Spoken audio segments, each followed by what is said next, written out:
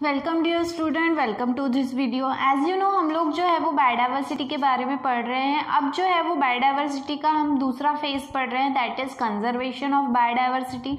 आज जो है वो कंजर्वेशन ऑफ बायोडाइवर्सिटी में हमें जो पढ़ना है वो है बायोलॉजिकल डाइवर्सिटी एक्ट, ठीक है, जो 2002 में जो है वो तैयार किया गया था ना। जो भी इंडिया है, इंडिया ने पार्टिसिपेट किया था एक सबमिट में। सबमिट मतलब it was the get together of different countries, जिसे अर्थ सबमिट कहा गया है, और उसका नाम था Rio de Janeiro, and is a party to convention on biological diversity. ठीक है, तो ये जो भी सबमिट था या ये जो भी ऑर्गेनाइजेशन था, इसका नाम था कन्वेंशन ऑन बायोलॉजिकल डाइवर्सिटी, जिसे CBD कहा गया है इन 1992। ठीक है, ये जो भी पर्टिकुलर CBD है, इसके अकॉर्डिंग जो है in order to provide framework for, ये क्यों तैयार किया गया, ताकि जो भी बायोडाइवर्सिटी हमें अवेलेबल है उसे कैसे सस्टेनेबली मैनेज करना, कैसे उसका मैनेजमेंट करना और कैसे कंजर्व करना of our countries natural resources. मतलब जो भी नेचुरल रिसोर्सेज हैं, जो भी बायोडाइवर्सिटी है हमें मिल रही है, अवेलेबल है नेचुरली, ये सारी चीज़ों को हम कैसे सस्टेनेबली मैनेज करेंगे, उसे कैसे कंजर्व करेंगे, ये जो है वो गवर्नमेंट ने इससे रिलेटेड एक एक्ट पास किया, एक लॉ पास किया, और इस एक्ट का नाम है बायोलॉजिकल डाइवर्सिटी एक्ट, जिसे BD कहा गया है, इन द ईयर 2002। ठीक है, नाउ विच वॉज कंपलेंस मतलब इन लोगों ने जो है वो प्रपोज किया था, और उसके अकॉर्डिंग फिर ये लॉ जो है वो पास किया गया। ठीक है, the law broadly defines biodiversity as plants, animals and micro organisms and their parts, their genetic material and by products. मतलब जो भी ये लॉ है, ये ना सिर्फ आपको ये बता रहा है कि जो बायोडाइवर्सिटी है उसे बचाओ, लेकिन बायोडाइवर्सिटी में क्या क्या आएगा, it includes different varieties of plants, animals, micro organisms, उनके कोई पार्ट्स हों, उनका जेनेटिक मटेरियल हो या फिर उनके बाय प्रोडक्ट्स हों, ये सारी चीज़ों को कंजर्व करना, मतलब ये इस एक्ट का मेन उद्देश्य था। ठीक है, it excludes value added products and human genetic material. मतलब इसमें जो है वो वैल्यू एडेड मतलब अलग से कुछ ऐड करके आपने उसको प्रिजर्व किया है या कंजर्व कर रहे हो, वो नहीं चलेगा, या ह्यूमन जेनेटिक मटेरियल उसमें नहीं चलेगा। It was purely related to the other living organism, और उनकी बायोडाइवर्सिटी को जो है वो कंजर्व करना। Regulation of access to Indian biological resources as well as scientific cataloguing to traditional knowledge about ethnobiology biological material were the main objectives of proposing this act। ये act को propose करने का सबसे मेन उद्देश्य क्या था? तो सबसे पहले जो भी इंडियन बायोलॉजिकल रिसोर्सेज हैं, इसके अलावा कुछ साइंटिफिक कैटेलॉगी मतलब साइंटिफिक जो बोल सकते हैं कि जो गाइडलाइंस हैं, वो सारी चीज़ों को जो है वो ध्यान में रखना। Traditional knowledge related to biodiversity या फिर बायोलॉजिकल वर्ल्ड, वो ध्यान में रखना। ये सारी चीज़ों को प्रिजर्व करना, कंजर्व करना, ये सबसे मेन उद्देश्य है इस एक्ट का। ठीक है, now a 3 tier system has been established with national biodiversity authority, जिसे हम NBA कहते हैं, एट द नेशनल लेवल। मतलब यहाँ पे जो है वो 3 टायर, 3 लेवल्स, ठीक है, ये सिस्टम जो है जो बायोडाइवर्सिटी को मेंटेन कर रहा है, कंजर्व कर रहा है, इसे 3 लेवल्स पे जो है वो डिवाइड कर दिया है। सबसे पहला जो है वो है नेशनल लेवल। ठीक है, national level is called as national biological diversity authority. ठीक है, फिर स्टेट लेवल जो है, स्टेट लेवल पे it is called as state biodiversity boards. ठीक है, जिसे SBBS कहा गया है। ठीक है, that was at state level. और उसके बाद में बायोडाइवर्सिटी मैनेजमेंट कमिटी, ठीक है, एट लोकल लेवल, जो भी लोकल एरिया है, लोकल लेवल। तो ये 3 टायर सिस्टम इसलिए कहा है क्योंकि बायोडाइवर्सिटी को कंजर्व करने के लिए 3 लेवल्स बनाए, एक नेशनल लेवल पे है, एक स्टेट लेवल पे है, और तीसरा जो है वो लोकल लेवल पे है। ठीक है, तो ये जो 3 कमिटीज बनाई गई हैं, नेशनल लेवल, स्टेट लेवल या फिर जो है वो लोकल लेवल, ये क्यों बनाया गया है कि approval of utilisation of any biological resources,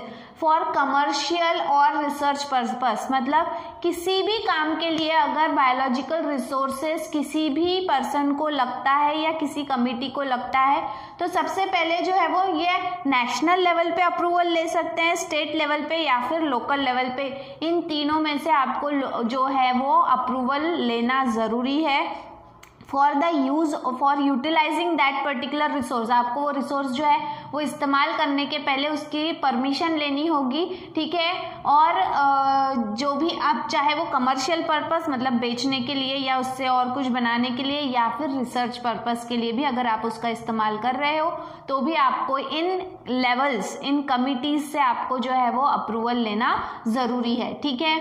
it is mandatory for foreigner, जिसे हम foreigners, NRIs as well as Indian citizen and institutions to seek permission from NBA before exploiting local resources। मतलब आप अगर local resources जो हैं उनका इस्तेमाल कर रहे हो, उसे exploit कर रहे हो, उसे use कर रहे हो, उसके पहले use करने के पहले मैंडेटरी मतलब कंपलसरी, अति आवश्यक है कि अगर आप चाहे फॉरेनर हो, NRIs हो या फिर इंडियन हो, आपको NBA मतलब नेशनल बायोलॉजिकल अथॉरिटी से जो है वो पहले परमिशन लेनी होगी और उसके बाद में ही आप वो लोकल रिसोर्स को इस्तेमाल कर सकते हो, ठीक है।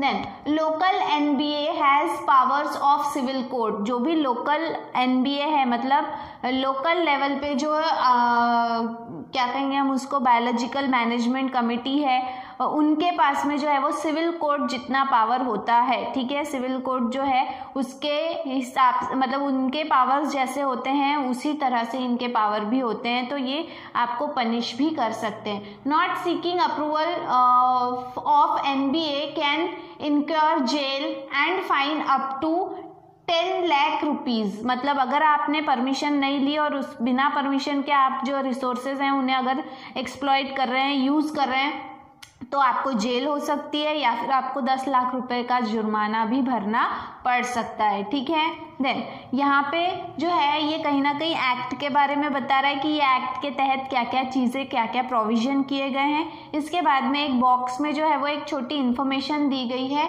रिलेटेड टू रहीबाई पोपरे, ठीक है।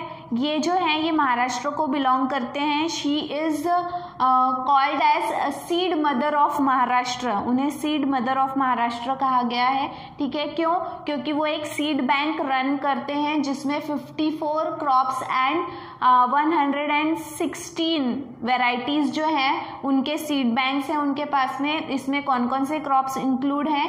वाइल्ड वेराइटी मतलब नेचुरल वेराइटी जिसमें मिलावट नहीं है, हाइब्रिड नहीं है, जो नेचुरल है, जैसे कि ब्रिंजल है, गुआवा है, मैंगो, स्पिनच, मेथी, मिलेट्स मतलब होता है दोज ग्रेन या फिर सीड बियरिंग प्लांट्स जिन सीड्स को हम ईडेबल मतलब खाते हैं, ठीक है, कंज्यूम करते हैं। पल्सेस आपको पता ही है। देन हाइकेंथ, बीन्स एंड पीज, ये सभी जो है ये ऐसे वैरायटीज़ हैं जिनके सीड्स ये जो है ये महिला जो है ये सीड बैंक के तहत कंजर्व करते हैं। ना सिर्फ ये कंजर्व करते हैं उन्हें बल्कि उसके अलावा वो ट्रेनिंग भी देते हैं फार्मर्स को और स्टूडेंट को, किस लिए?